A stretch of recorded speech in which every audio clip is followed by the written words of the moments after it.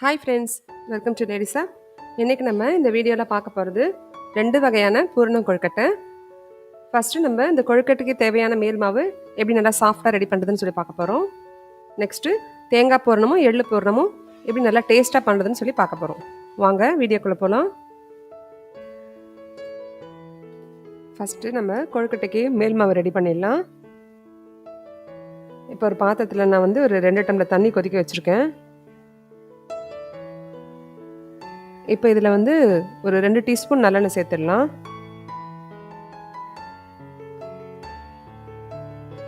உப்பு ஒரு 1/4 டீஸ்பூன். பால் ஒரு 1/2 டம்ளர் பால் சேர்த்துடலாம். இப்போ நம்ம இதில் பால் சேர்க்கறதுனால உங்களுக்கு கொழுக்கட்டை மாவு இன்னும் நல்லா சாஃப்டாகவும் இருக்கும், ப்ளஸ் நல்ல வெள்ளையாகவும் இருக்கும்.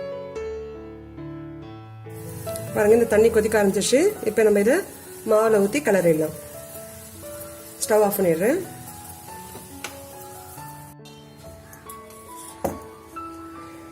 கொஞ்சம் கொஞ்சமாக ஊற்றி நல்லா கிளறி விட்டுக்கோங்க. மொத்தமாக பால் சேர்க்கக்கூடாது.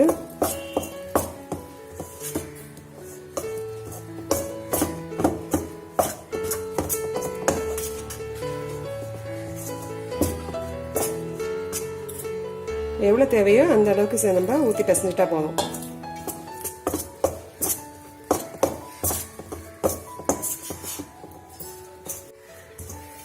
இப்போ இதை நம்ம கையிலேயே நல்லா அழுத்தி பிசைஞ்சிக்கலாம். பாருங்கள், எந்த அளவுக்கு மாவு நல்லா கரெக்டான பதத்தில் இருக்குது. இப்போ இந்த மாதிரி இருந்ததுன்னா உங்களுக்கு விரிசல் விழாமல் நல்லாயிருக்கும்.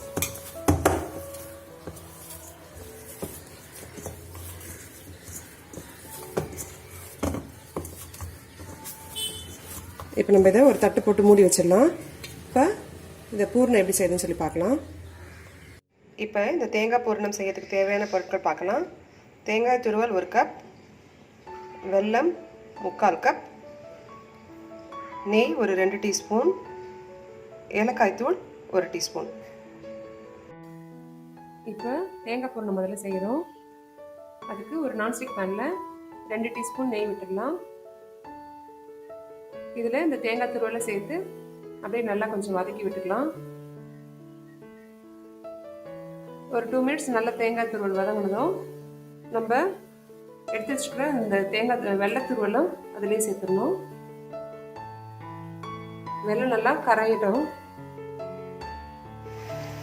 வெள்ளம் நல்லா கரைச்சிருக்காங்க. இப்போ இதில் அந்த 1 டீஸ்பூன் ஏலக்காய் தூள் சொன்னாலே அதை சேர்த்துறேன். இதே நல்லா மிக்ஸ் பண்ணி விட்டுலாம். அதில் இதில் தண்ணி நான் எதுவுமே சேர்க்கல. இதில்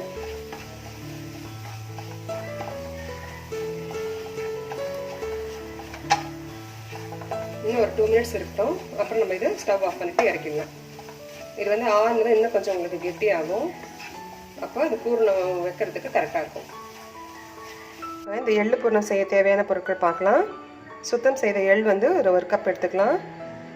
வெல்லம் 3/4 கப், நெய் ஒரு 2 டீஸ்பூன் எடுத்துக்கலாம். தேங்காய் தூள் ஒரு 2 டேபிள் ஸ்பூன் எடுத்துக்கலாம். ஏலக்காய் தூள் ஒரு 1 டீஸ்பூன். எள்ளு நான் 1 கப் எள்ளு சொன்னேன் இல்லையா, இது நான் கழுவி ஊற வச்சுருக்கேன் ஒரு 10 மினிட்ஸாக. இப்போ இதை நம்ம வடிகட்டிடலாம். இப்போ இந்த வடிகட்டின எள்ளு இதில் சேர்த்துடலாம்.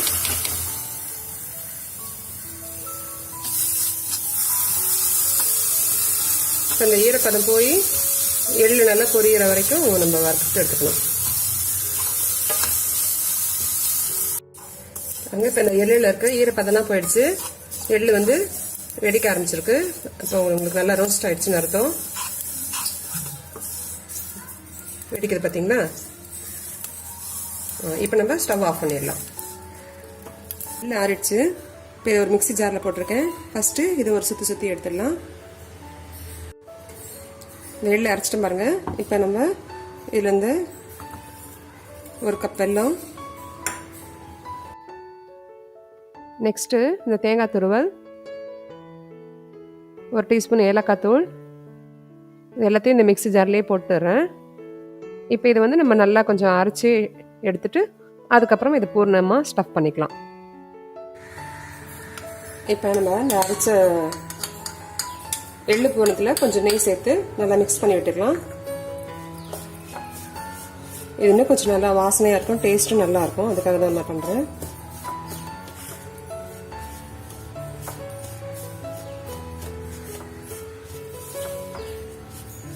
இப்போ இந்த பூனை ரெடி ஆயிடுச்சு. இப்போ நம்ம இந்த கொழுக்கட்டை எப்படி பிடிக்கிறதுன்னு பார்க்கலாம். லைட்டாக ஆயில் அப்ளை பண்ணிவிட்டு இப்போ எப்படி பண்ணுறது பார்க்குறேன். ஊற்றிக்கோங்க. இப்படியே ப்ரெஸ் பண்ணிட்டே ப்ரிப்பேர் பண்ணிங்கன்னா போதும், உங்களுக்கு அழகாக வந்துடும். கிண்ணும் இது உங்களுக்கு பண்ண ஈஸியாக வந்துடும். இது இப்போ ஒரு ஸ்பூன் இது வச்சிடுறேன். இது எப்படி மூடும் பாருங்க.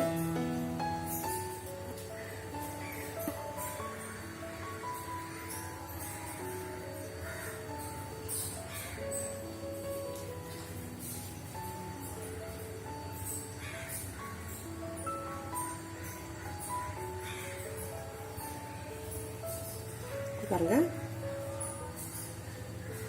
இதே மாதிரி எல்லாத்தையும் நம்ம பண்ணிடணும். இன்னொன்று பண்ணி காட்டுறேன்.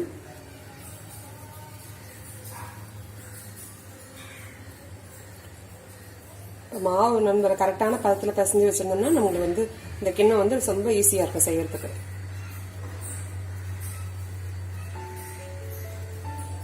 நம்ம மோல்டுலேயே நம்ம ட்ரை பண்ணலாம். அது வந்து உங்களுக்கு வந்து மேல் மாவு வந்து ரொம்ப திக்காக இருக்கும்.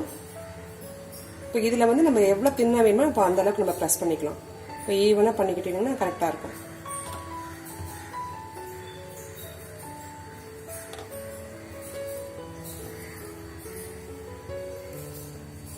பாருங்க, இது மாதிரி பூண்டு ஷேப்பில் நம்ம இதை பண்ணிடணும். பூர்ணமாக பாருங்கள், உங்களுக்கு எவ்வளோ நல்லா வெள்ளையாக இருக்குது. இப்போ நம்ம இதில் வந்து பாலும் கொஞ்சம் சேர்த்து பிசைஞ்சிருக்கோம். அதனால் உங்களுக்கு ரொம்ப நல்லாவே இருக்கும்.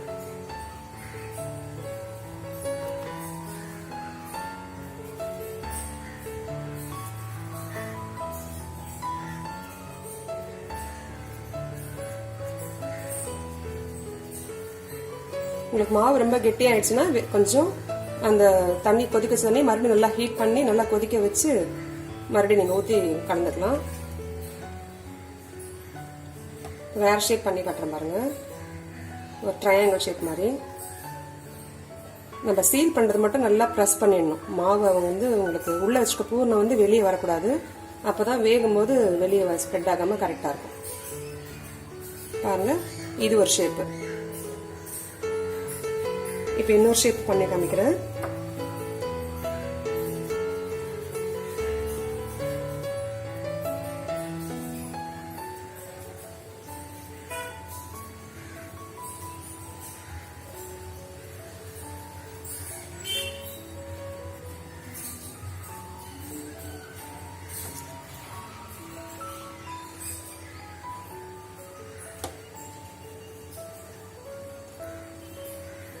இப்போ இது நாளாக நம்ம மடிக்கிறது. இப்போ இது மாதிரிலாம் தான் அப்போ நம்ம சின்ன வயசில் அம்மாலாம் இது மாதிரி தான் பண்ணி கொடுப்பாங்க. இது மாதிரி டிஃப்ரெண்ட் ஷேப்பில்.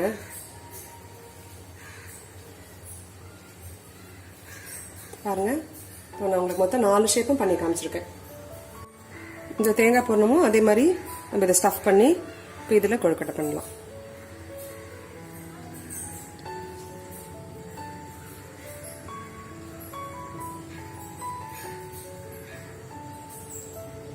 இப்போ இதுலேயே ஒரு சில சின்ன சின்ன இந்த மாதிரி ஒரு டிசைனும் பண்ணுவாங்க. இந்த மாதிரி மடித்து விட்டுட்டு அப்படியே நம்ம பண்ணிக்கலாம். இப்போ ஒரு இட்லி தட்டில் வந்து நம்ம லைட்டாக ஆயில் அப்ளை பண்ணிவிட்டு இந்த செஞ்சு வச்சுருக்க கொழுக்கட்டையெல்லாம் எடுத்து அடுக்கி வச்சிடலாம். இது வந்து நம்ம ஒரு 10 மினிட்ஸ் நம்ம ஆவிலே வேக வைக்கணும். பாருங்கள், இந்த கொழுக்கட்டை மாவு மேலே வந்து இப்போ ஒரு லைட்டாக ஒரு ஷைனிங்காக இருக்குது உங்களுக்கு. இப்படி இருந்துச்சுன்னா மாவு வெந்துருச்சுன்னு சொல்லி அர்த்தம். இப்போ நம்ம இது வந்து ஸ்டவ் ஆஃப் பண்ணிவிட்டு எடுத்துக்கலாம். இந்த வீடியோ உங்களுக்கு பிடிச்சிருந்தா லைக் பண்ணுங்கள், ஷேர் பண்ணுங்கள், மறக்காமல் சப்ஸ்கிரைப் பண்ணுங்கள்.